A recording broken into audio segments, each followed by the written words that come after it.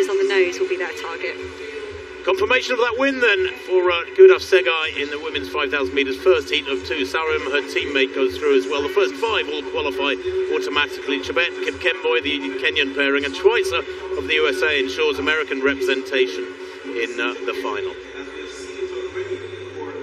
The rest of them will have to see whether or not they can go through. We do know these athletes, Rahel Daniel off that fabulous 5th place in the 10,000, running on tired legs. We do know these athletes will not go through, losing Mark Oates of Great Britain.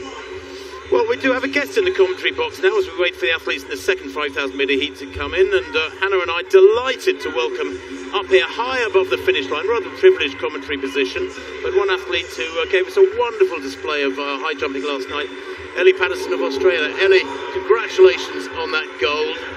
How much sleep did you get last night? Thank you so much for having me. Now, I only got like 3 hours of sleep. I was just too alive with energy and adrenaline last night that I just could not switch off. And so I'm just running on, excitement and fuel to even just to watch the athletics today, and just excitement from yesterday, of course, as well. Roughly how many people back home you had to speak to? Radio stations, TV stations, family, friends, some bloke from the outback? I mean, I bet everybody's been trying to contact you. Yeah, definitely. My phone has been blowing up, and so there's periods where I'll go on it, and then other times I'm just like, okay, I need to throw this in my room and just go for a walk or something like this, because it's phenomenal, the support from back home. But I wouldn't have it any other way, that's for sure. You bet. Well, it's a really exciting summer for athletes from Australia. You've got 2 championships here. You've done fantastically to turn the tables on Yaroslav Mahuchik from your indoor season. But how much are you keeping half an eye on the Commonwealth Games? That's just a few weeks away. Will that be something you're aiming for now? Yeah, certainly. I actually leave to go to the UK tomorrow, and so as much as I'm lapping up this experience, in 2 weeks' time approximately, I'll be going again for Commonwealth Games, and so it's got such a rich history for us Australians, and it's so special to us, and so I'm just really excited to get amongst it, and I can't help but walk away from yesterday with such confidence. So let's see what will happen. I'm just high on life. So when you woke up this morning, I mean, I know you've got 3 hours sleep, but after your 3 hours sleep, when you opened your eyes, how long did it take you to remember that you're world champion? It's still taking a long time to sink in. So I think, many people have said it to me.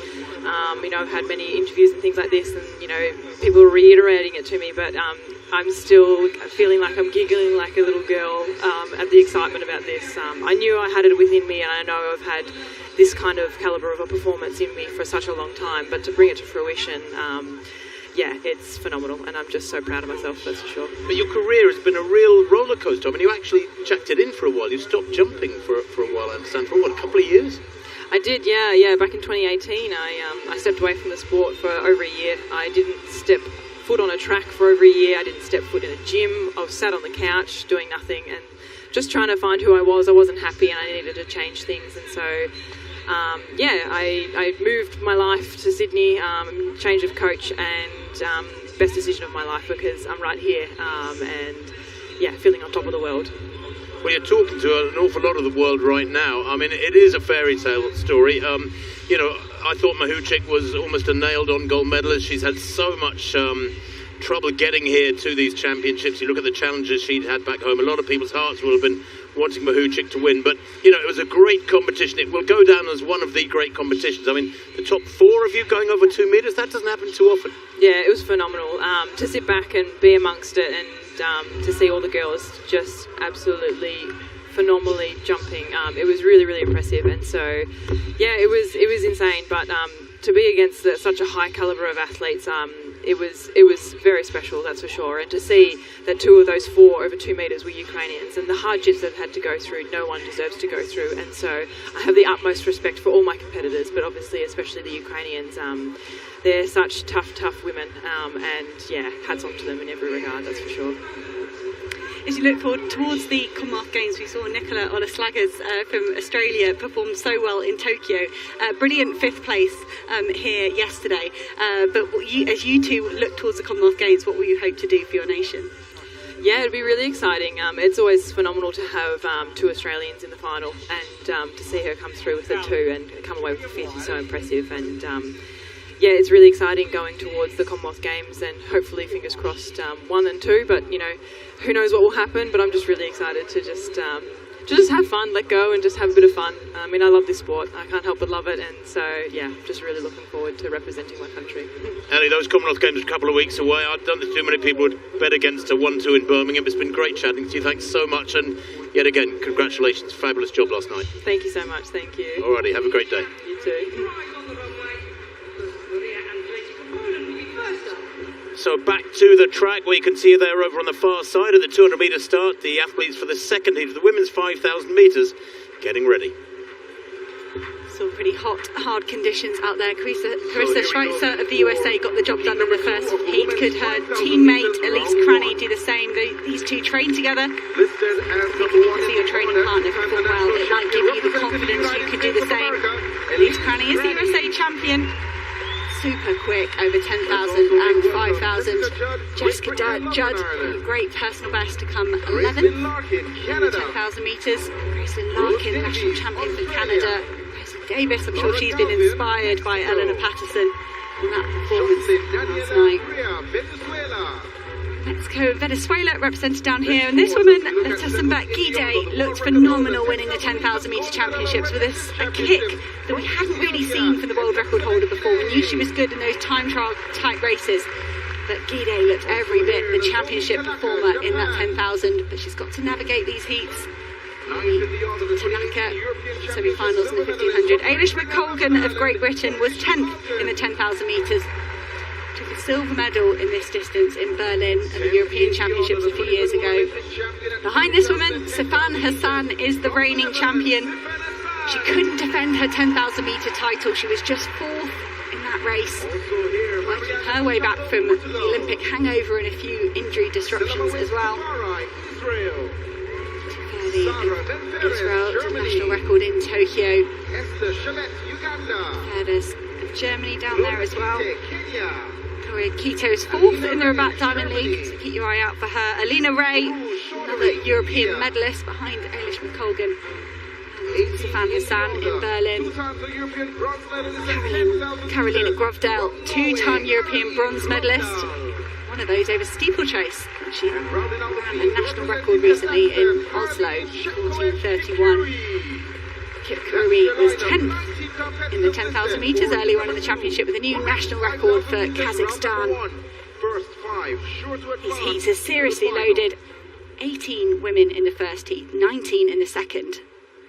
Should have been excused for giving them 3 rounds, 3 heats, maybe 3 rounds, but it is just 2.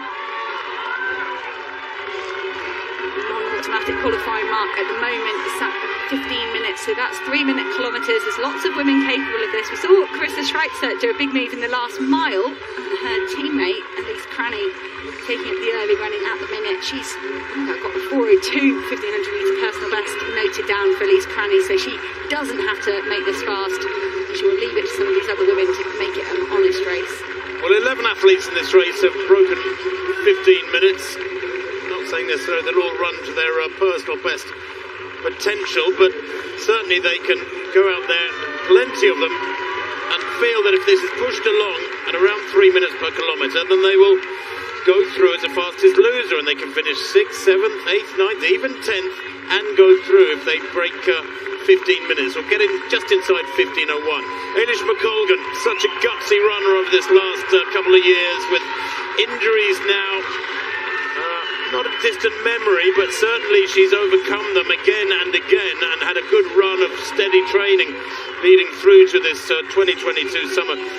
She's raced really well on the road. She's raced a British record at the half marathon back in February. She's raced over 10k successfully on the roads.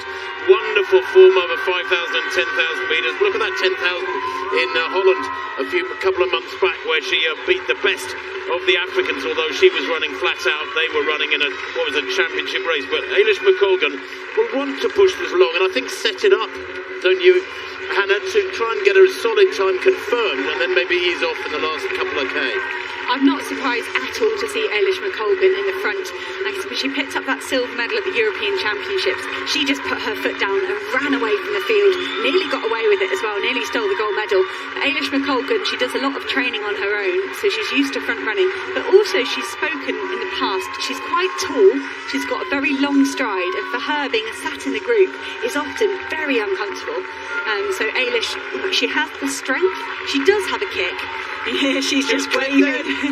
She's just giving them away, saying, "Get off my heels," and that's why I think we do see Eilish McColgan at the front of the race sometimes. So 72-second lapping, 2:24 would be a 3-minute kilometre.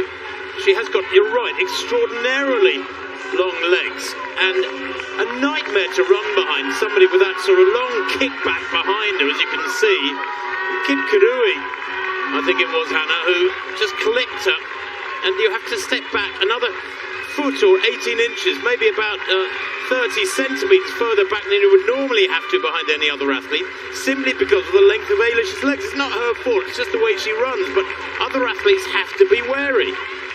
Kip Karui probably, she'll be used to running behind people when she's training, running behind teammates, and you almost need to recalibrate the distance that you give an athlete.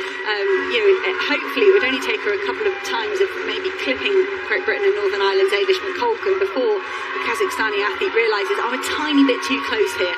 Nobody wants anyone to trip or fall. Eilish McColgan still out there in the lead. Kip Karui and Carolina Grovdale slowly stringing this field out. Split to 1K, 2:59.38, absolutely perfect, just inside 3 minutes for the first kilometre, therefore obviously just inside 15 minutes for the full distance, which is perfect. And there's 10, 12, 14 athletes there benefiting from this pacemaking duty being carried out in effect by Eilish McColgan out in front, along with a little peaked golf cap almost she's wearing. They're being dragged round here at an ideal tempo. No, they are. I think that was a 72nd lap of Eilish McColgan for the fourth lap or so, and that's faster. So I don't know if she's seen that 2:59 and gone, I want it a tiny bit faster. She won't want these athletes to sprint finish. Carolina Grovdale might have expected to have to do this job of setting the pace, as might Nozomi Tanaka, so used to seeing her pace make 1500 metre heats. Big names, Gide and Hassan, very happy, and Ray. Expect Alina Ray to feature as we move through this race. At the moment, they're happy just to sit at the back. Well, Sifan Hassan is back in about 12th place at the moment, just moving up. There she is, extreme left of picture in those blue shorts and the orange vest of the Netherlands. Biding her time, still in contact. I think she saw a little gap just developing there in front of the American Cranny, and she didn't want that to grow, so she just sensibly zipped around Cranny and slotted into the back of this long single file line. I expect Elise Cranny to have any issues with this pace at the moment, perhaps just content to sit a little bit further back, the USA champion. And I do like to look to, you see Eilish McColgan again saying, "Stop clipping my heels." Such a big kickback there, Eilish McColgan's stride, giving the other athletes a bit of trouble, but it's pretty bad etiquette if someone's pushing the front of your race, giving you a shot at a non-automatic qualifying mark. To clip at their heels is slightly unfair. You should just swing wide, pull alongside and run next to them if you're not confident of being able to run behind them without clipping them. That's my opinion on the etiquette. No, I agree entirely. Grovdal, by the way, in third place. Really impressed with her running this year, the Norwegian. She's fifth fastest in the world this year. 14:31 she ran in the Bislett Games in Oslo just a few weeks ago. Fabulous run in front of a packed house in the Norwegian capital, and she looks comfortable here. Not exactly Norwegian type weather this, is it? Although they have had some really lovely weather through the last few weeks. But I don't think anything up in the 30s and quite as humid. Is it me, or is it a bit closer today than usual as well? A little bit more humid than it has been. And the shade's starting to creep in on the home straight. We didn't have that in the first heat, so that will be a welcome break for the women. But you can see when they're on the back straight that the officials have got a water station out, and that's pretty unusual in championship 5,000 metre running. You wouldn't normally bother with a water station, but the officials quite rightly recognising that it's hot and sticky down there. And as with that first heat, that cumulative effect of overheating and fatigue will start to show itself. Jessica Judd of Great Britain, who had a wonderful run in the 10,000 metres last Saturday, moving along there in about 8th place. Also there is the world 10,000 metre champion, newly crowned Letizen Gide, in the middle of that lead group of about 12. The Ethiopian has one gold in the bag and will want to get through this one as economically as possible. People who can really think on their feet, Hannah, will know that they're moving at under 15-minute tempo here and won't feel the need to get in the first 5. I mean, frankly, as long as you know that you run under 15 minutes and you're in the top 10, you're safe here.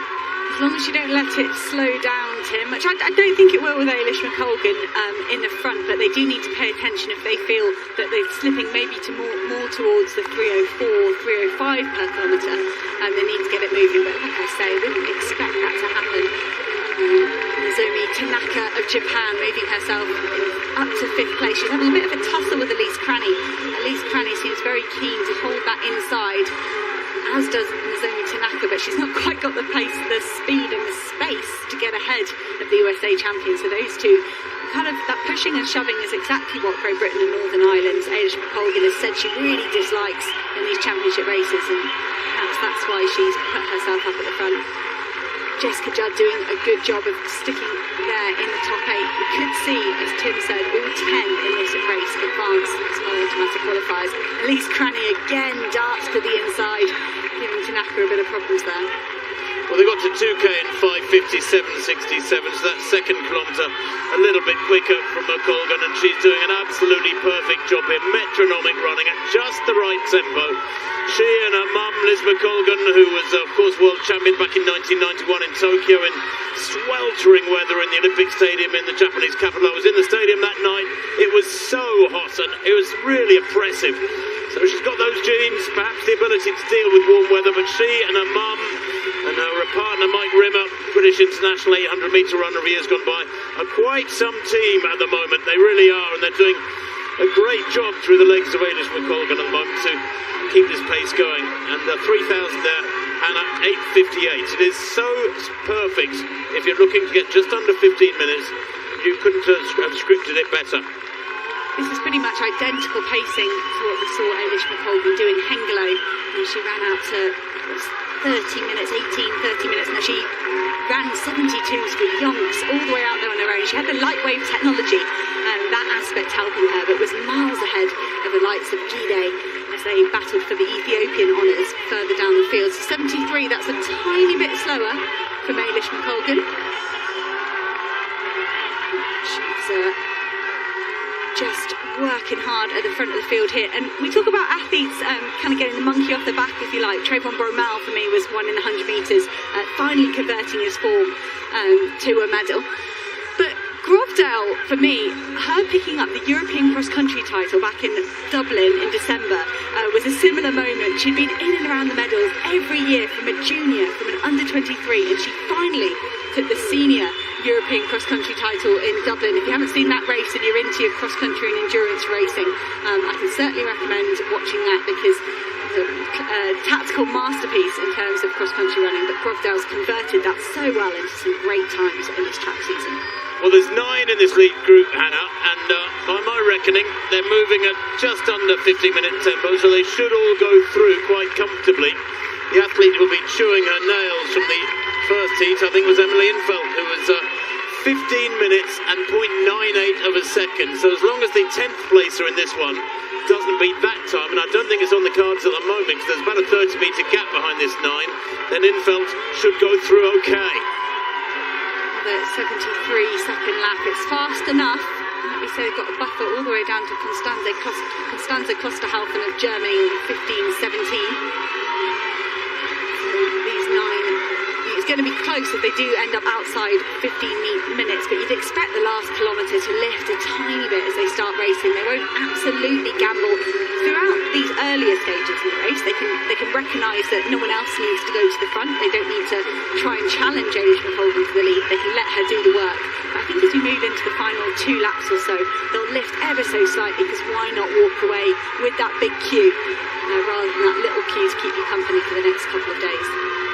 because there's no difference in this circumstance between a big queue and a little queue. You know, if you could just jog down the home straight knowing exactly what's going on, knowing that they will have been told, there's no doubt about it. It is a big advantage to be in a latter qualifying heat, and it's one reason why I've never been a fan of non-automatic qualifying spots. I think if the seeding is done well, the authorities should try as hard as possible to say everybody makes it through to the final is an automatic qualifier. You know, we're looking at 15 going through to the final from these two heats. Why not just say first 8 from each heat? We'll have 16 of you, one athlete is making it. First 8 go through, there you go. You know exactly the circumstances, and it's dead fair for the first heat and the second heat. Because that relies on you getting the seeding absolutely right, and every middle distance runner wakes up and thinks they've got the worst heat. Maybe not in the 5,000 metres, it's a tiny bit easier to spread the athletes out, but you know, you choose to look at it and go, I've been hard done by. But I do think you have got a point, Tim, the latter heats. There was a movement at one point, I think it was 2017 or so, of trying to not allow the later endurance heats to see the results. Well, that's daft, because they're going to get shouted the times from the sidelines. By the way, they went through 4K in 12:01, so they slipped a little bit. Outside 15-minute pace in that 4th kilometre. They've got just over a lap and a half to run now, and they need to crank it up a little notch if they're all to go through okay. And they're bunching down the back straight. And I don't know whether they're aware or not of what happened in the first heat, because they just need to keep striding out strongly this last lap and a half, and they'll be okay. Saw a small queue on your screen. It was representing Sarah Lahti of Sweden, her 10th best mark in the first heat, and that was miles behind these women. I do think that's a bit deceptive. They're going to have to keep their foot down, as Tim said, and that makes perfect sense for me as well. The likes of Jessica Judd moving to the front. She's another athlete that likes to lay it all out there. Jessica Judd ran great in the 10,000 metres, came 11th with a personal best, and she would love the chance to compete in the final in this event on Saturday. So it's Jessica Judd squeezing the pace at the front. They've come through the balance. She's got a lot of women for company. She's got the world record holder and the defending champion in Gide and Safan Hassan just still relaxing to me at the back of this group. I'd expect a big last 300 metre hits here. Ailish McColgan led for so long in this race, and she's just starting to falter ever so slightly. Well, McColgan battling away behind this group.